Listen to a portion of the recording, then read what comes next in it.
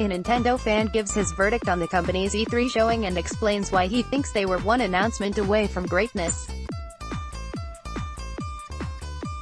This year's E3 has been a fascinating blend of surprise announcements, disappointing omissions, and self-harming own goals. Or in other words, business as usual. I think GC's appraisal that nobody did particularly badly or particularly well is pretty accurate, and I suppose on balance Xbox saw the most improvement in their position, so on that criteria I'm happy to say they won E3 2018.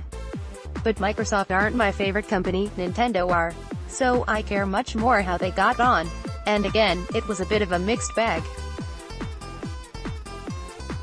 The Nintendo Direct started off strangely, with overlong looks at giant robot game Demon X Machina and Xenoblade Chronicles 2 DLC. These seemed an oddly niche way to start to me, since they went on for quite a while, but I guess the robot one looked fairly interesting. I'd hoped Fire Emblem would be something other than a turn-based game, but I guess it was still fairly decent looking. But at this point I was beginning to wonder what ordinary people would make of all this Japanese weirdness. Only Fortnite and Super Mario Party seemed to have any real mass appeal, and I don't think Mario Party has ever been that big. It was just the sort of game needed to fill out Nintendo's Christmas lineup though, and it seems to make imaginative use of the Switch's abilities. Captain Toad was the other filler, but they barely mentioned that, I guess because it's out sooner and it's a Wii U port. But that left only Smash Bros. And Pokémon Let's Go, and there was hardly any of the last one either. I get that Pokémon games aren't exactly cinematic, and it'll probably have its own Nintendo Direct at some point, but it was so quick it almost seemed like Nintendo was hiding something or was ashamed of the game. And then you got 20 minutes straight of nothing but Super Smash Bros. Ultimate, which I felt was overkill. Especially as they basically just ran through the list of characters twice. It did look good, don't get me wrong, and it is wrong to call it a port, but at the same it's also clearly not that different to the previous game, or even the one before that. What differentiates the sequels more than anything is the characters, and while having all of the previous ones is a decent gimmick, I don't understand why they didn't have more new ones to show off at E3. Instead, they just one proper new one that nobody knew about. Splatoon had been announced before and Daisy's a clone, and that's it.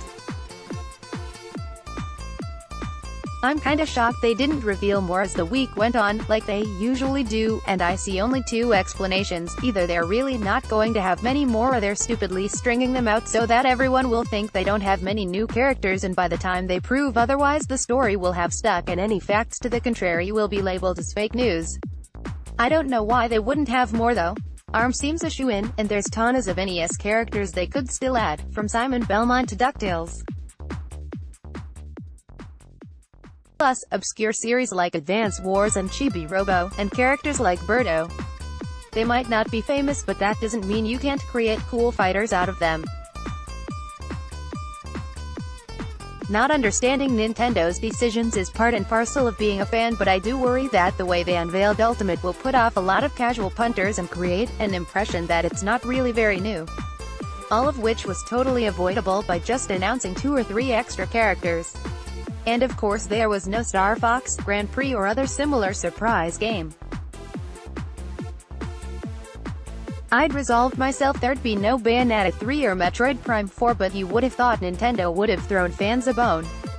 After all, they broke their own promise that the Direct was only going to show 2018 game, as Fire Emblem isn't out next year. Fans say this sort of thing every time after Nintendo have a Direct. I realize that, but if they'd just exceeded expectations in one area they could have had a great E3 and not just a decent one. But then I guess you could say the same about Microsoft and Sony as well. By reader scaler, the reader's feature does not necessarily represent the views of Game Central or Metro. You can submit your own 500 to 600 word reader feature at any time, which if used will be published in the next appropriate weekend slot. As always, email GameCentral@acmetro.co.uk and follow us on Twitter.